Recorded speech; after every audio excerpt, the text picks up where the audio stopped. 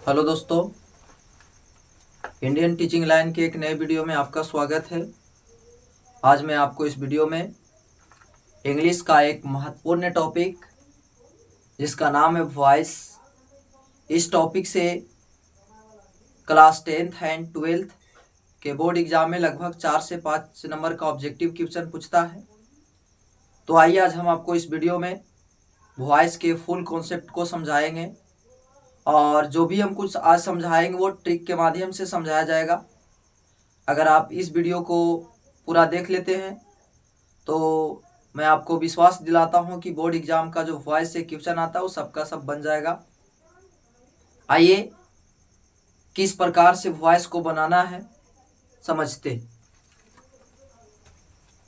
Voice, active voice से passive voice में बदलने के लिए, चाहे पैसिव से एक्टिव में बदलने के लिए आपको इसका ज्ञान होना चाहिए जो लिखा हुआ है। आइए ये सब क्या लिखा हुआ है, सिर्फ इतना अगर आप समझ लेते हैं तो वॉइस आपका क्लियर हो जाए। चलिए, पैसिव वॉइस का जो स्ट्रक्चर होता है वो होता है object plus helping verb plus verb का तीसरा रूप। यानी वॉइस में हमेशा, पैसिव वॉइस में हमेशा वर्ब का तीसरा रूप का प्रयोग होता है। पैसिव वॉइस में वर्ब का हमेशा तीसरा रूप का प्रयोग होता है और उसके बाद बाय, फिर सब्जेक्ट का ऑब्जेक्ट। ये सब्जेक्ट का ऑब्जेक्ट क्या होता है? तो सब्जेक्ट का ऑब्जेक्ट कहने का मतलब, अगर सब्जेक्ट में दे रहेगा तो उसका ऑब्जेक्ट में हम देम लिखेंगे। अगर यू रहेगा तो उसका ऑब्जेक्ट में भी यू रहेगा। सब्जेक्ट में अगर आई है तो उसका ऑब्जेक्ट मी होगा।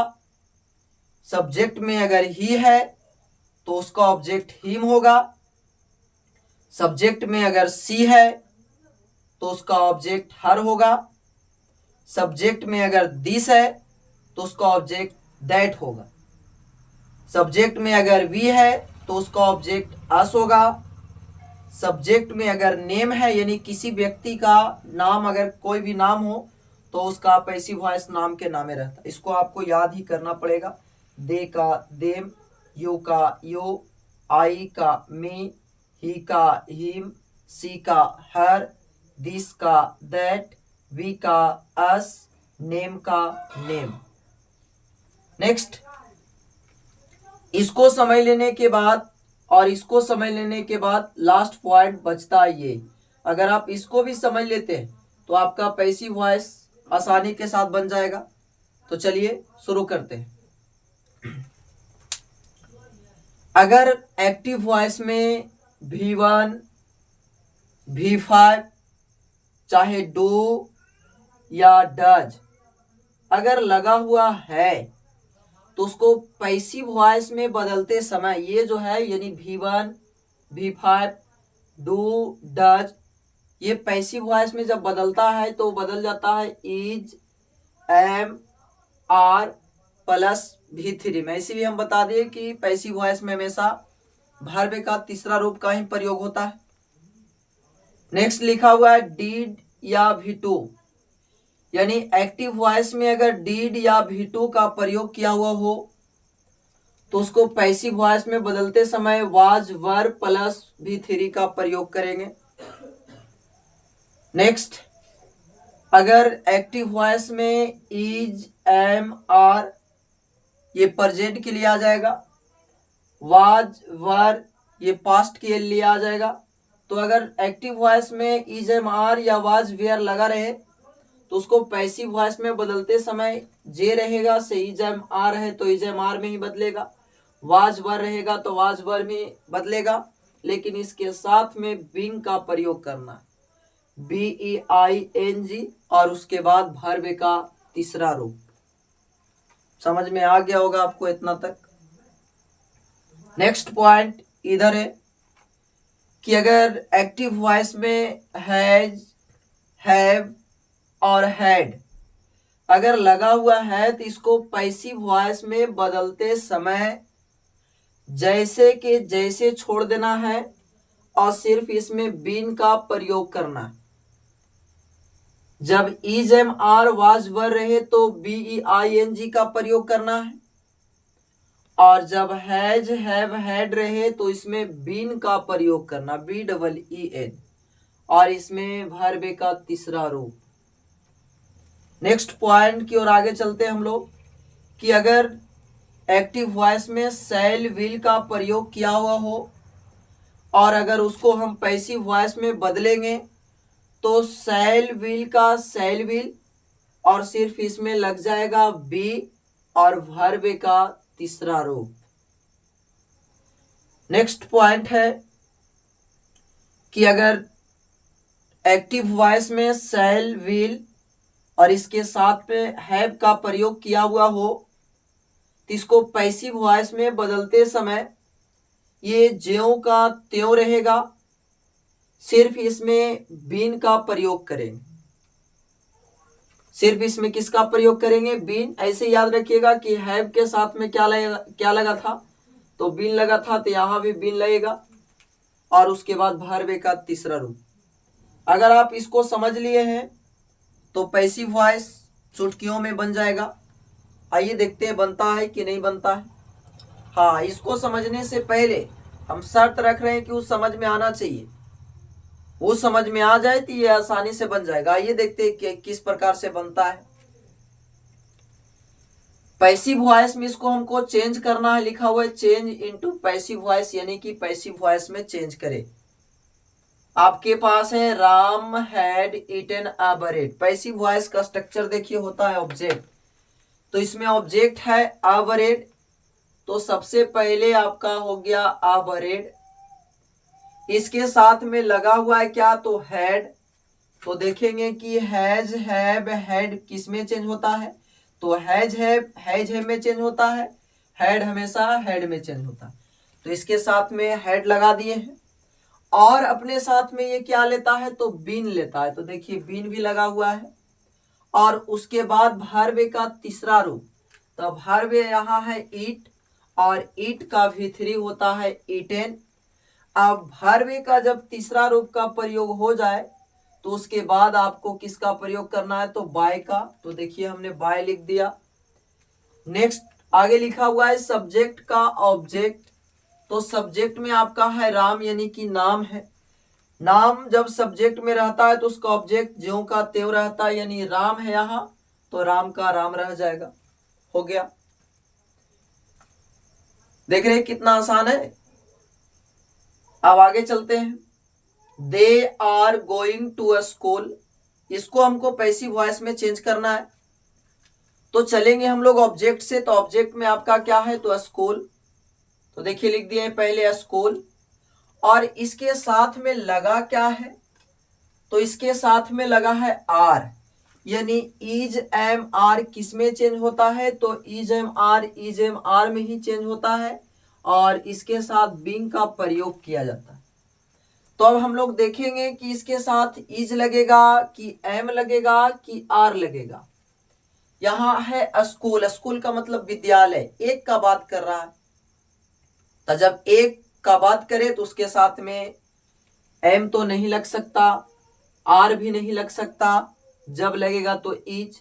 अच्छा, वाज वर क्यों नहीं लगा, क्योंकि वो पास्ट में जब वाज वर लगा रहता तब उसको तरफ देखते, लेकिन वाज वर नहीं लगा हुआ है तो नहीं देखे, यानी इसके साथ में लग जाएगा इज।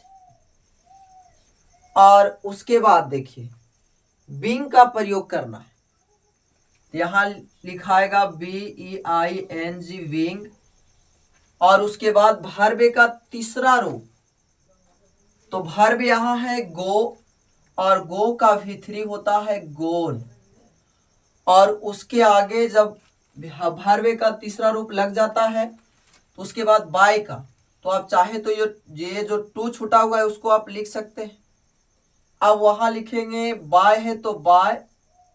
अब उसके आगे सब्जेक्ट का ऑब्जेक्ट, सब्जेक्ट में आपका है यहाँ दे का ऑब्जेक्ट होता है देम, यानी बदल जाएगा देम में, THEM। हो गया। नेक्स्ट है we shall go to school, हमको स्टार्ट करना होता है ऑब्जेक्ट से, ऑब्जेक्ट में है यहाँ स्कूल, तो लिख देंगे स्कूल, SCHOOL स्कूल। अब देखेंगे कि इसके साथ में जब सेल लगा हुआ है, हैव नहीं है तो सेल, जब सेल बिल रहता है तो उसी में चेंज होता है, सिर्फ इसमें बी लगता है। आपको पता होगा सेल के बारे में कि मैं और हम लोग रहता है तभी सेल लगाया जाता है, वरना सबके साथ विल का प्रयोग किया जाता है। तो यहां देखिए स्कूल है, मैं भी नहीं है या हम लोग भी नहीं, यानी विल का प्रयोग करेंगे इसके साथ, तो स्कूल विल। उसके बाद बी लगता है तो लगा देंगे बी, और उसके बाद वर्ब का तीसरा रूप, तो वर्ब यहां है गो, और गो का V3 होता है गोन। उसके बाद टू है तो टू लिख दीजिए।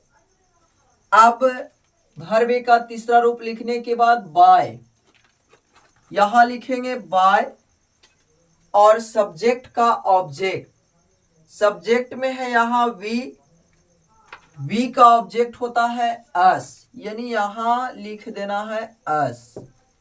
देख रहे हैं कितना आसानी से बन रहा है।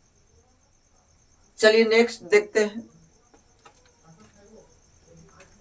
आई वॉज रीडिंग इंग्लिश, तो इसमें ऑब्जेक्ट हो जाएगा इंग्लिश। इसमें लगा हुआ है वाज, तो जब वाज वर रहता है तो उसी में चेंज होता है, सिर्फ बिंग का प्रयोग किया जाता है। तो इंग्लिश नाम है, एक का बात कर रहा है, यानी इसके साथ में वाज ही लगेगा।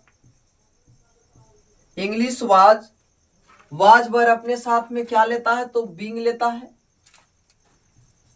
BEING Bing. और उसके आगे लिखा हुआ है वर्ब का तीसरा रूप, तो वर्ब यहां है रीड, और रीड का V3 रीड ही रहता है, रीड। अब उसके आगे क्या है तो बिंग भी लग गया, वर्ब का तीसरा रूप भी लग गया, उसके बाद बाय, और उसके बाद सब्जेक्ट का ऑब्जेक्ट। तो सब्जेक्ट में यहां है आई, तो आई का ऑब्जेक्ट होता है मी, यानी यहां आपका ऑब्जेक्ट में आ जाएगा मी, बन गया। नेक्स्ट देखते हैं। लिखा हुआ है यू स्पीक हिंदी, तो ऑब्जेक्ट यहां है हिंदी, हिंदी को लाइए। अब उसके आगे देखेंगे कि इसके साथ में लगा क्या है, तो कोई भी हेल्पिंग भाव नहीं है, और उसके बाद ये डायरेक्ट लिखा हुआ है स्पीक, अपने आप में V1 है। तो देखिए V1 किस में चेंज होता है तो इज MR प्लस V3 में, V1, क्योंकि यहां स्पीक लिखा हुआ है, स्पीक का मतलब होता है बोलना, यानी वर्ब का पहला रूप है, तो पहला रूप बदलता है इज MR प्लस V3। यहां हिंदी, हिंदी के साथ में भी इज का प्रयोग करेंगे। अब उसके आगे और कुछ भी नहीं आएगा, वर्ब का तीसरा रूप आएगा, देखिए वह। अब वर्ब यहां है स्पीक, और स्पीक का V3 होता है स्पोकन, SPOKEN, स्पोकन। अब बाय, और सब्जेक्ट का ऑब्जेक्ट, तो सब्जेक्ट में है आपका यू, और यू का ऑब्जेक्ट, देखिए जब यू रहता है तो यू का ऑब्जेक्ट यू ही रहता है। ये बन गया, एक्टिव से पैसिव में बदल गया। कितना आसान लगा ये पैसिव वॉइस। और आपको इतना भी नहीं करना रहेगा, आपको ऑप्शन के साथ में सिर्फ टिक आउट करना है।